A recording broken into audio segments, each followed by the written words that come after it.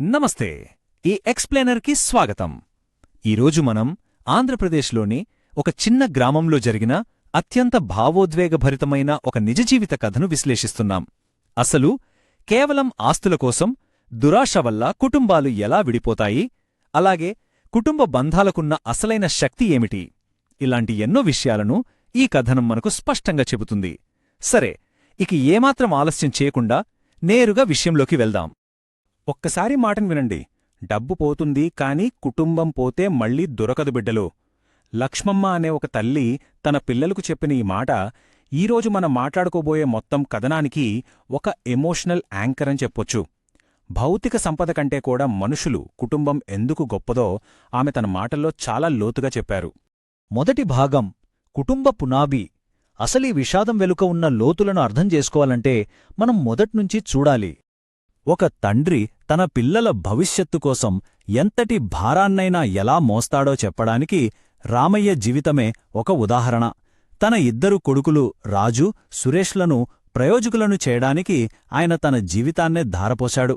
పొలాల్లో అల్లుపెరగకుండా కష్టపడటం మాత్రమే కాదు, ఆ పిల్లలు బాగా చదువుకోవాలని అప్పులుగూడా చేశాడు. ఆ కుటుంబం నిలబడటం వెనుక ఇంతటి త్యాగం దాగి ఉంది. కాని ఆ పిల్లలు పెద్దయ్యాక వాళ్ల దారులు ఎలా మారాయో గమనిస్తే మనకు అసలు విషయం అర్థమవుతుంది. పెద్ద కొడుకు రాజు చదువుకుని సిటీకి వెళ్లి ఉద్యోగం సంపాదించాడు. కాని చిన్న కొడుకు సురేష్ మాత్రం ఊర్లోనే ఉండి తన తండ్రికి వ్యవసాయంలో సాయంగా నిలబడ్డాడు. ఒకే ఇంట్లో పెరిగినా భవిష్యత్తులో వారి మధ్య రాబోయే పెద్ద గొడవలకు ఈ భిన్నమైన దారులే పరోక్షంగా కారణమయ్యాయి. ఇక రెండవ భాగం ఆస్తి వివాదం. ఎంతో ప్రశాంతంగా ఉన్న ఆ ఇంట్లో ఒకే ఒక్క సంఘటనతో పెద్ద కుదుపు మొదలైంది. ఎంతో కష్టంతో నిర్మించిన ఆ కుటుంబం ఎలా మొక్కలైపోయిందో ఈ టైంలైన్ మనకు కళ్లకట్టినట్లు చూపుతుంది. ముందుగా అనారోగ్యంతో తండ్రి రామయ్య మరణించాడు. ఆ విషాదం నుంచి తేరుకోకముందే కొన్ని రోజులకే ఆస్తుల గురించి అన్నదమ్ముల మధ్య భయంకరమైన గొడవ మొదలైంది. ఆ తర్వాత కొన్ని నెలలకే పరిస్థితి ఎంతలా దిగజారిపోయిందంటే అన్న రాజు తమ్ముణ్ణి పూర్తిగా వదిలేసి సిటీకి వెళ్ళిపోయాడు. నాన్న చనిపోయిన తర్వాత ఆ కుటుంబం ఎంత ఫాస్ట్గా పతనమైందో కదా. ఇక్కడ వాళ్ల మధ్య జరిగిన ఆ వాదనను ఒకసారి గమనించండి. నాకు నా వాటా కావాలి, నేను కూడా ఈ ఇంటికోసం చాలా చేశాను అని రాజన్నాడు. దానికి సురేష్, నాన్నతో కలిసి నేనే కష్టపడ్డాను, నీకిప్పుడు కేవలం ఆస్తి మాత్రమే కనిపిస్తుందా అని నిలదీశాడు. చిన్నప్పట్నుంచి పంచుకున్న ప్రేమానురాగాలను ఆస్తి, డబ్బు అనే దురాశ ఎలా కమ్మేసిందో ఈ మాటల్లో మనకు చాలా స్పష్టంగా తెలుస్తుంది. ఇదంతా జరుగుతున్నప్పుడు ఆ ఇంట్లో అత్యంత బాధాకరమైన దృశ్యమేంటో తెలుసా? ఆస్తికోసం కన్నకొడుకులు విడిపోతుంటే ఆ తల్లి లక్ష్మమ్మ కన్నీళ్లతో నిస్సహాయంగా చూస్తూ ఉండిపోవడం. ఆవేశంలో ఉన్న ఆ ఇద్దరు అన్నదమ్ములు ఆమె మాటలనస్సలు పట్టించుకోలేదు. డబ్బు మనుషులను ఎలా గుడ్డివారిని చేస్తోందో చెప్పడానికి ఇంతకంటే పచ్చినిజమేముంటుంది? మూడవ భాగం తల్లి చివరి కోరిక. ఆ గొడవల తరువాత ఏం జరిగిందనేది ఇప్పుడు చూద్దాం. కొడుకులు విడిపోయారన్న బాధ ఆ తల్లిని కుంగదీసింది. లక్ష్మమ్మ ఆరోగ్యం వేగంగా క్షీణించింది. ప్రాణాలు పోతున్న ఆ చివరి క్షణాల్లో కూడా ఆమెకు ఒకే ఒక్క కోరిక మిగిలింది. తన ఇద్దరు కొడుకులు ఒక్కసారి కలవాలి, మాట్లాడుకోవాలి. ఆ ఆశతోనే సురేష్ ద్వారా వెంటనే తన పెద్ద కొడుకు రాజుకు ఫోన్ చేయించింది. కాని ఇక్కడ హృదయం పగిలే విషయమేమిటంటే రాజు రాలేనని చెప్పాడు. తను సిటీలో చాలా బిజీగా ఉన్నానని తేల్చి చెప్పేశాడు. కన్నతల్లి ప్రాణాపాయ స్థితిలో ఉన్నా సరే తను తన సిటీ లైఫ్కే ఇంపార్టెన్స్ ఇచ్చాడు. ఇక లాభం లేదనుకున్న ఆ తల్లి తీవ్ర మనోవేదనతో తన కొడుకుల కోసం ఒక చివరి లేఖ రాసి ఈ లోకాన్ని విడిచి వెళ్ళిపోయింది. నాల్గవ భాగం హృదయాన్ని కలచివేసే లేఖ. అమ్మ మరణం తర్వాత రాజు ఊరికి వచ్చాడు. తీరిక చేసుకునే రాజు ఇంటికి చేరుకునేసరికి అక్కడ పరిస్థితేంటో తెలుసా?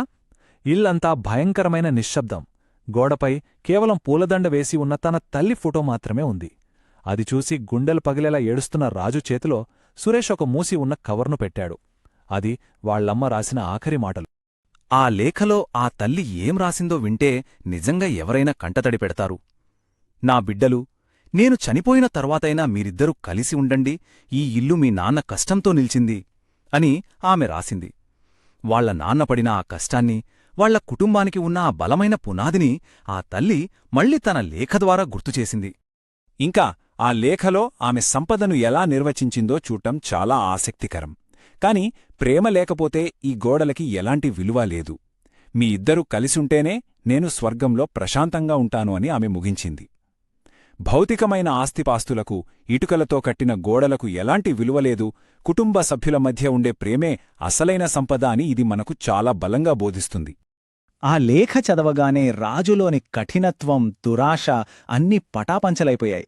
వెంటనే తమ్ముడి దగ్గరికి వెళ్ళి, నన్ను క్షమించురా, కేవలం డబ్బు కోసం మన కుటుంబాన్ని కోల్పోయాను అని కన్నీళ్లు పెట్టుకున్నాడు.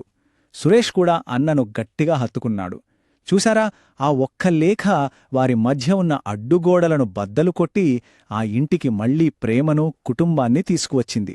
ఇక 5వ భాగం, అసలు నిజమైన కుటుంబమంటే ఏంటి? ఈ కథనం ద్వారా మనం నేర్చుకోవాల్సిన అసలైన పాఠమేంటో ఇక్కడ చూద్దాం. ఈ ఎక్స్ప్లెయినర్ ద్వారా మనం స్పష్టంగా అర్థం చేసుకోవాల్సింది ఇదే: కుటుంబమంటే కేవలం ఒకే ఇంట్లో పుట్టడం కాదు, స్వచ్ఛమైన ప్రేమ, ఒకరికోసం ఒకరు చేసుకునే నిస్వార్థమైన త్యాగం, అలాగే ఒకరిపై ఒకరికుండే నమ్మకం. ఈ 3 పునాదులు ఎక్కడైతే ఉంటాయో అదే నిజమైన కుటుంబం. ఆస్తులు పంచుకోవడం వల్ల బంధాలు నిలబడవు, ఆత్మీయతను పంచుకున్నప్పుడే అవి పరిపూర్ణమవుతాయి.